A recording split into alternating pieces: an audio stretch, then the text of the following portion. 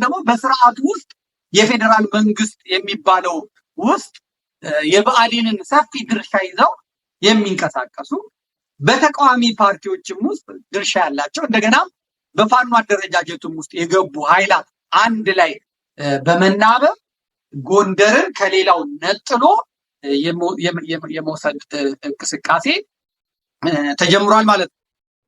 ይሄ እንዲጠናከርና የአንድነት ዘመቻው እንቅፋት እንዲፈጠርበት ደግሞ የፌዴራል መንግስቱ የኦሮሞማው ኃይል ለብአዴን በሰጠው መመሪያ መሰረት የጎጃሙ ኃይል በነ ተመስገን ጥሩነህና በነ አረጋ ከበደ የሚመራው ኃይል ጎንደሬዎችን የሚያስቆጣ ተግባር እንዲፈጽሙ አደረገ ማለት ነው። መጀመሪያ ምንድን ያደረጉት? መጀመሪያም ያደረጉት እንደዚህ ነው።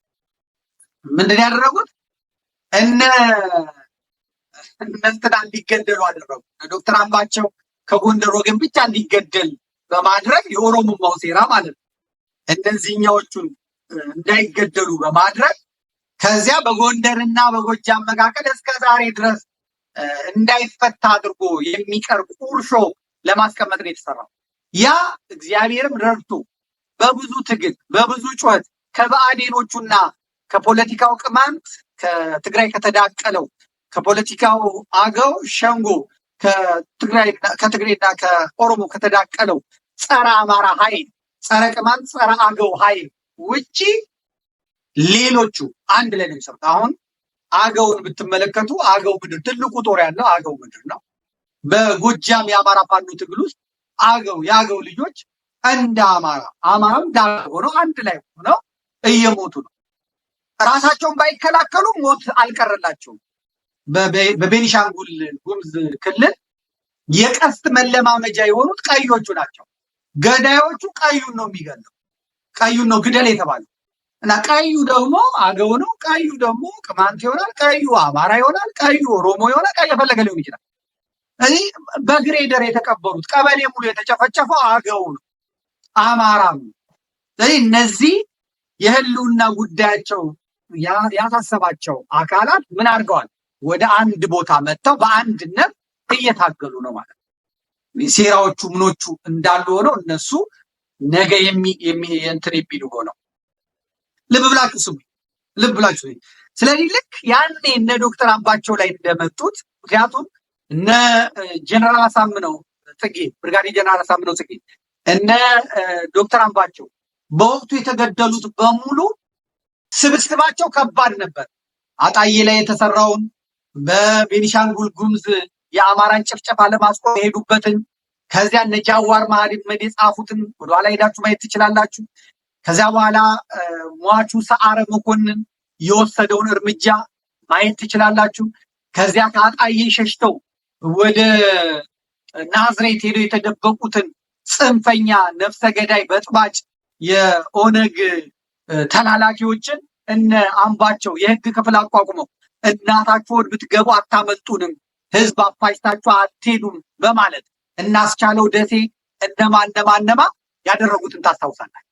ያቲም በዛው ቢቀጥል ሌላ ነገር ስለሚያመጣ ይሄ ኦሮሞማው ኃይል ራሱ በወሰደው ኦፕሬሽን ራሱ በፈጠረው ነገር ያንን ሁላ ትርምስ ከፈጠረ በኋላ እነዛ ተገድለው ሁሌ መጨቃጨቂያ እንዲሆን ነበር የተሰራው። እግዚአብሔር ይመስገን ጎንደር ብትሄዱ አሁን ነገሩ ለዝቦ ገዳዩን አስገዳዩን ስላወቁ ወሎ ብትሄዱ ሸዋ ብትሄዱ እንደውም አርማቸው ላይ የአሳምነው ጽጌን የሌሎቹንም አድርገው አክሽፈውታል። ልክ እንደዚሁ አሁንም ጊዜ ጠብቆ ምንድን ያደረገው ኦሮሞማ ለጎጃሙ የብአዴን ስብስብ ለናረጋ ከበደ በእነ ተመስገን ጥሩነህ በኩል መጥቶ ከጎንደር ወገን ይሁን ምንም ጎንደርንም የጠቀሙት ነገር የለም፣ ጎጃምንም የጠቀሙት ነገር የለም። ግን ከጎንደር በኩል የሆኑትን የብአዴን አመራሮች የጸጥታ አካላት ከስልጣናቸው ተነስተዋል። እነሱ ሄደው እዛ ሰራዊት አስመርቀናል፣ ሚኒሻ አስመርቀናል ሲሉ እናረጋ ከበደ ደግሞ ሶስቱንም ከስልጣን አንስተው ከአዲስ አበባ የቂርቆስ ልጅ ዘላለምን ባህር ዳር ልከው ይህንን ግብአት ለናያሌው መንበር ለጎንደሩ ስኳድ ሰጥተው የአብን የሞተው አብን ማለት ነው ተላላኪዎች እነ ፕሮፌሰር ዳምጠው ምናምን ሁላ ጉዳዩን እንዲያራግቡት አድርገው አሁንም ተገፍተናል፣ ይሄው ጎጃሞቹ አሁንም እንደዚህ አድርገውናል ብለው የጎጃምና ጎንደር ጎጎ ይባላል። ጎጎ የምላችሁ ጎጃምና ጎንደር ነው። የጎጃምና ጎንደር ጸብ እንዲፈጠር አድርገው ጀምሯል። ይሄ አዲስ አበባ የከረበ ጥምቀትን ኢትዮጵያ ነኝ ሲል የከረመው አያሌው መንበር ወንድማችን አሁን በብልጽግና ወቅት የአማራ ክልል ቢሮ የስልጣን ድልድል ተከታዩን ይመስላል ካለ በኋላ ጎጃም 38 የቢሮ ኃላፊ 53%፣ ወሎ 16 የቢሮ ኃላፊ 22%፣ ጎንደር 11 የቢሮ ኃላፊ 15%፣ ሸዋ 6 የቢሮ ኃላፊ አሏቸው 8%። ስለዚህ ያው ተቸግረናል፣ ራሳችንን ክልል ማበጀት አለብን።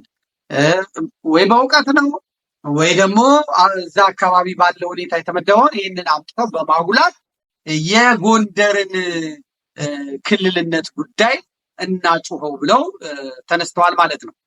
እንግዲህ አሁን በደስዬ ደጀንና በነደሳለኝ ጣሰው የሚመራው የአማራ ብልጽግና ብአዴን ለጎንደር የሚጠቅም ነገር አድርጎ ነው።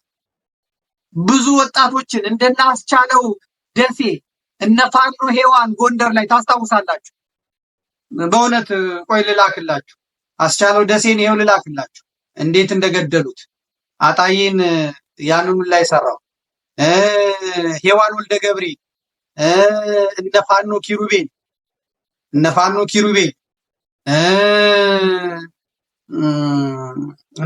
ኪሩቤል ይሄው ልኬልሃለሁ። ቴክኒሻን ይሄንን አቅርብለት፣ ለህዝቡ አቅርብለት።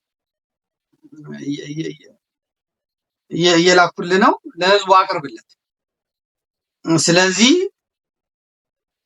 እሁድ ነው በሰፊው የዛሬ ሳምንት ነው በሰፊው የምመጣበት፣ ግን አሁን እንደው አሁን እንኳን እንዲከሽፍ ስለፈለግኩ ነው። አሁን በዚህ ሳምንት እንኳን ጉዳዮቹ ከሽፈው ወደ አንድነቱ እንዲመጣ ስለፈለግኩ ነው። እና ይኸው ተመልከቱ፣ እነ ተነሱ የሚባሉት አሁን እና አያሌው መንበር የሚከራከሩላቸው ልጆች እነዚህ ናቸው። ተመልከቱ፣ አስቻለው ደሴ፣ ፋኒት ሄዋን እንዴት እንደሞቱላ እነግራቸዋለሁ። እነዚህ ሰዎች ያደረጉት ይሄንን ነው። ይሄው ይሄ ደስዬ ደጀንና እንትናንም ልላክላችሁ። ደስዬ ደጀን ይሄ ፖሊሱ ነው። ደሳለኝ ጣሰውን እንግዲህ በእንትን ጊዜ ራሱ ሲነግድ የከረመ ይሄው ሁለቱንም ልላክላችሁ ይዋቸው። ስለዚህ እነዚህን በመያዝ እነዚህን እንትን በማለት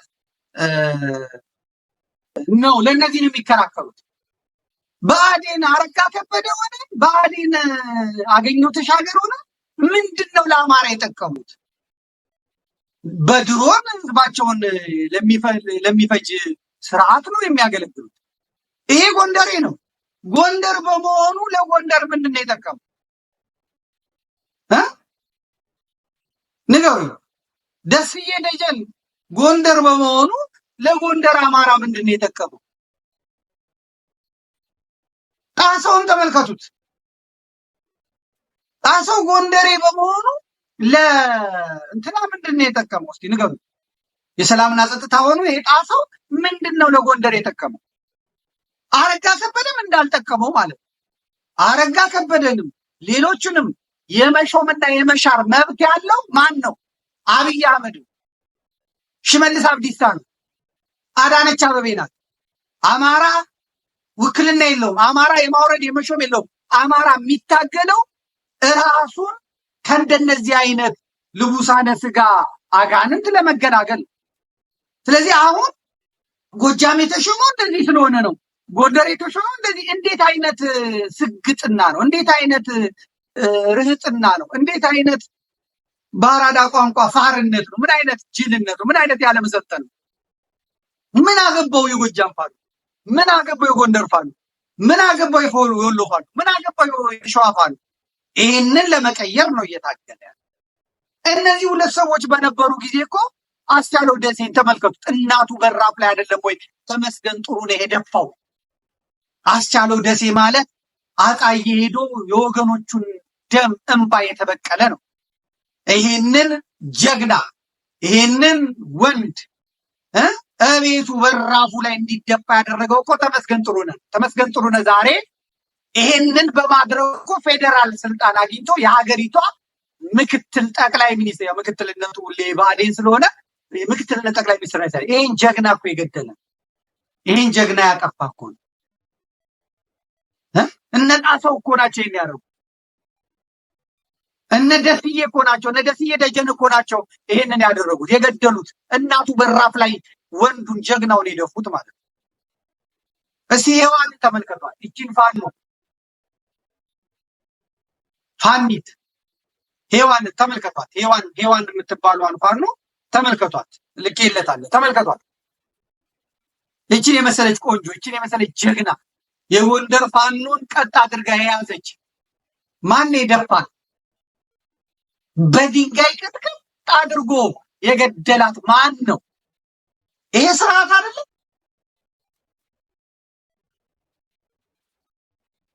ይሄ ስርዓት አይደለም። ኪሩቤልን ማን የገደለው? ኪሩቤልን ተመልከቱት። ፋኖ ኪሩቤል ሙሽራውን ማን የገደለው? እነ ደስዬ ደጀን አይደሉ? ጎንደሬ በመሆናቸው ምን አመጡ?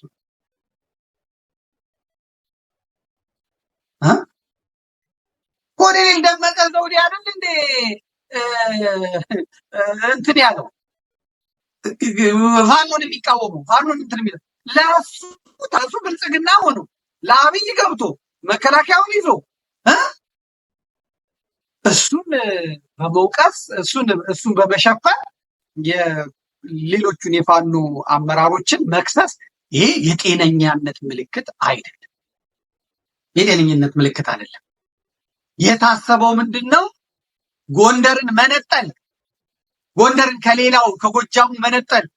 የጎጃም ልጆች ናቸው ጎንደር ሄደው የሞቱት። እና አበበን አስታውሱ። ወልቃይት ብረሳሽ ቀኜ ትርሳኝ ብሎ በባህር ዳር ጎዳና ላይ በወያኔ ስናይፐር ጭንቅላቱን ፈርሶ የሞተው ወንድም አቤ አርቲስቶችንም ዘማሪያንንም ጎንደር ላይ ተቀብሎ እንትን ጎጃም ላይ ተቀብሎ ያስተናግድ የባህር ዳር ልጆች አሉ እንዴ? የጎጃም ልጆች አሉ እንዴ? ስንቱ አይደል እንዴ ሄዶ የሞተው?